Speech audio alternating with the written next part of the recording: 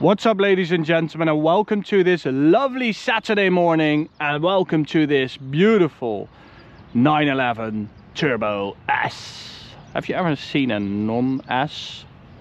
I think it's quite a collectible. It always seems so weird to me with the 911 Turbos, like, who gets the non-S? I never ever see those. It's just to get that starting price a little lower, right? I think it's a little trick by Porsche.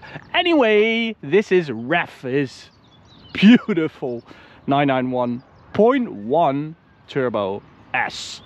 And he came all the way from the UK over to here. So big thanks to Ref for doing that and for being that dedicated. I love those guys coming here. So the 911 Turbo S, we've done many of these, and Rev recently bought this and he was excited to see it do top speed as he watches our videos, and he really appreciates our opinion about cars.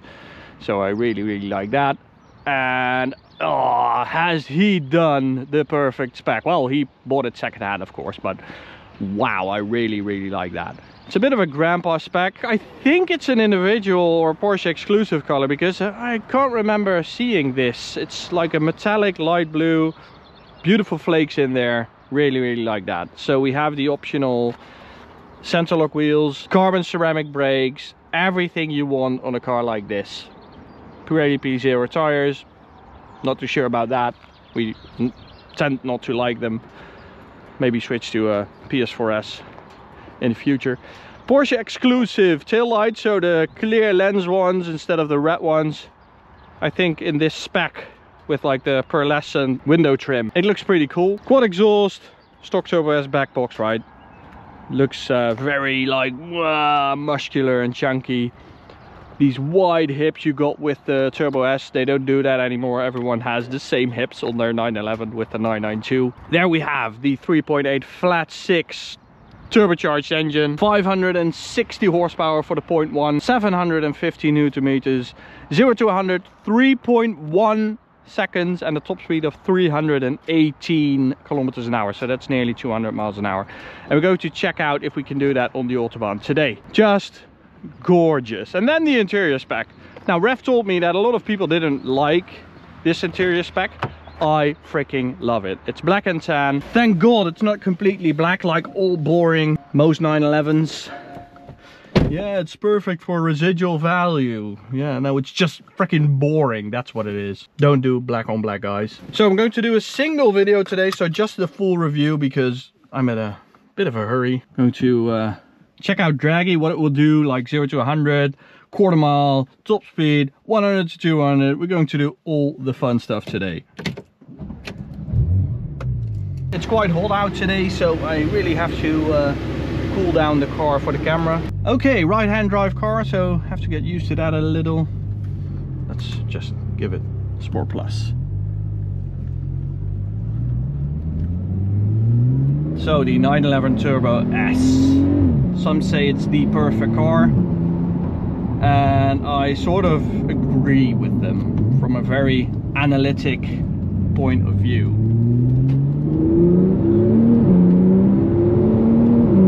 These are so easy to drive. You just get in it and it's like a Golf R, only 2 times as fast. It's really that easy. Anyone can drive this car fast, and that's the beauty of it. The ease, the practicality, you know, you just get in and drive in any circumstances. So it's like a perfect pair of sneakers, the 911 Turbo S. I think it's really like that. It's the perfect explanation.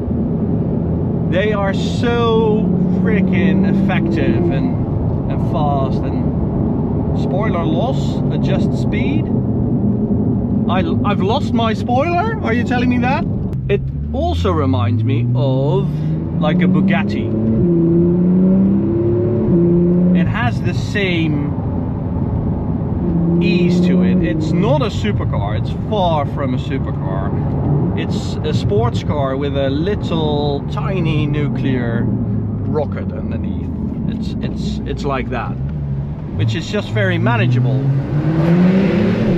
which I think is not very nuclear rockety, but it feels that 750 Newton meters. That is a problem of the 991.1 Turbo S. They're not as good mechanically as the 0.2. So the PDK is a little more sensitive. It's also less sharp. It's less strong. The 0.2,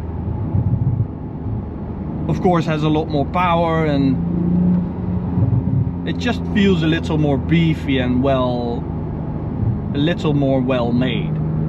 But the price point of the 0.1 is way better because of that. So this is definitely a 0.1 feature, like the steering wheel with the driving mode on the stalk right there.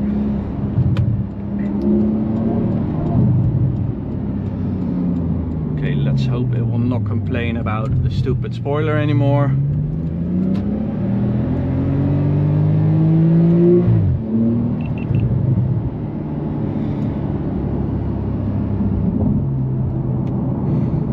And let's just keep it into auto mode.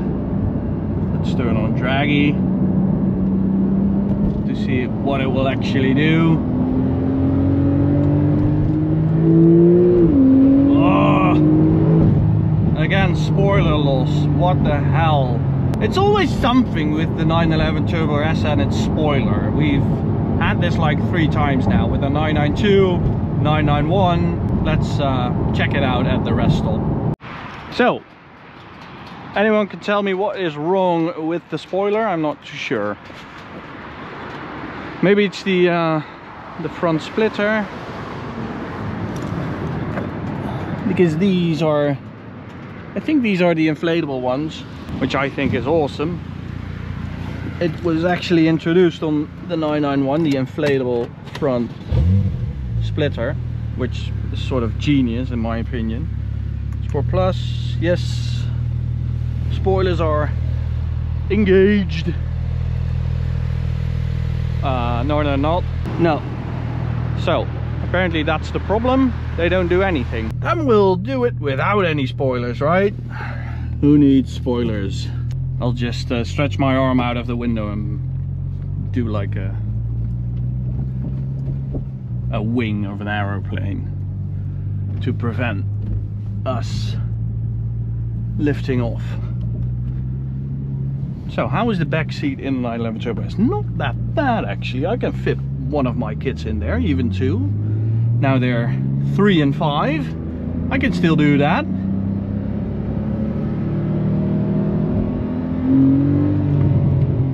Little rumble from the exhaust. Do like that.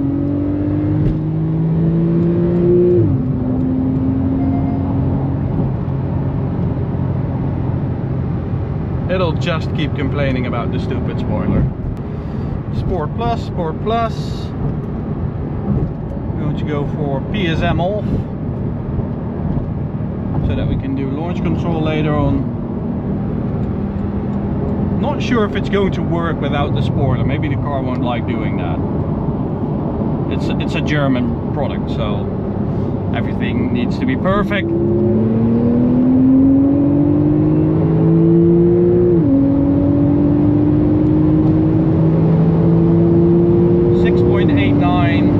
100 to 200, that's like the first try. Oh, the speed!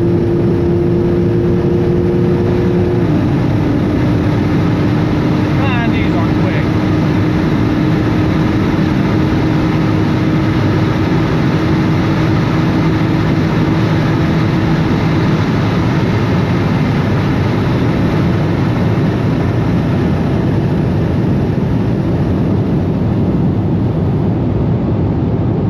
I guess normally the car changes the spoiler position and the splitter position depending on the speed you're doing.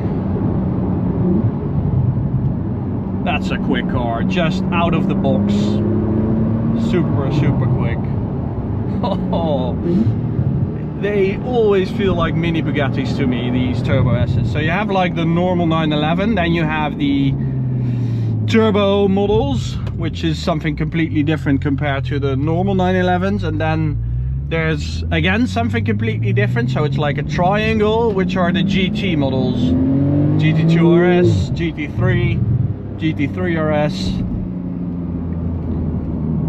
and all the Spider variants and stuff like that. So I love what Porsche does with that, like one platform, 3 completely different approaches to what is a 911. Oh, I forgot to turn that on. Sorry about that, guys.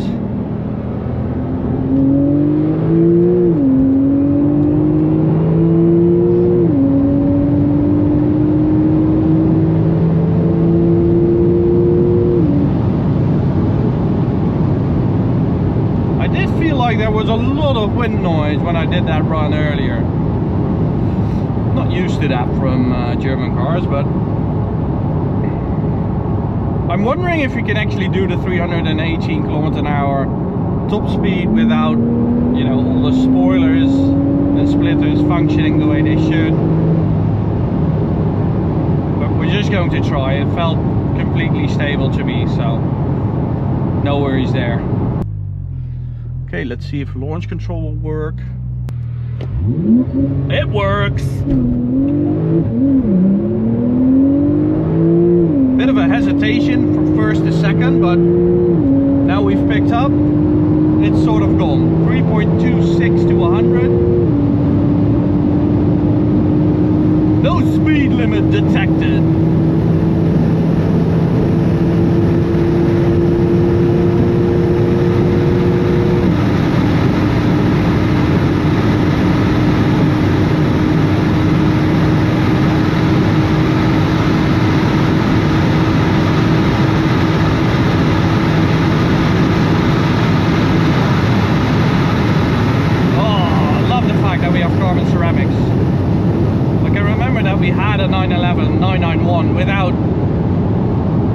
Ceramics. The car is just way too fast and way too powerful not to have ceramics, in my opinion, especially on the Autobahn. Oh, you can just lean on those, just perfect. Let's see if we can do a quicker 100 to 200.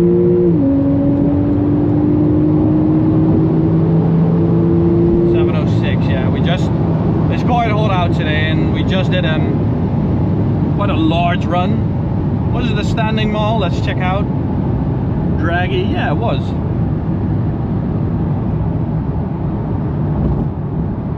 Very good. Quarter mile, 10.89. It wasn't a perfect launch because that first to second shift was far from perfect. It really likes using fuel. I mean, I have quarter of a tank left and that's 70 kilometers of range.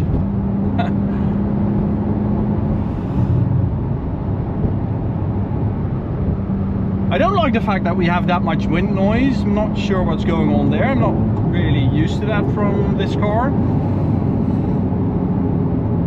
But the way it runs, I mean, the ease of it, that's what sticks with me most. Like, here you have a bunch of power and speed. And it's not even that much power. It's 560 horsepower. I mean, nowadays that's not even that much, but it feels so quick. I mean, it's really like an entity when it comes to performance cars. The 911 Turbo, it has this mythical aura of speed and performance, which, you know, once you drive it, it really comes to life. It's not really a YouTube-y car, because normally you guys like cars that really perform well from like your senses that get pleased when you watch the videos, and sound is such an important factor when it comes to that. And this, I mean, I think it's a cool industrial sound. It's sort of like a Dyson but jet powered. I think that would also be quite cool. But it's not a very like beautiful sound like a E90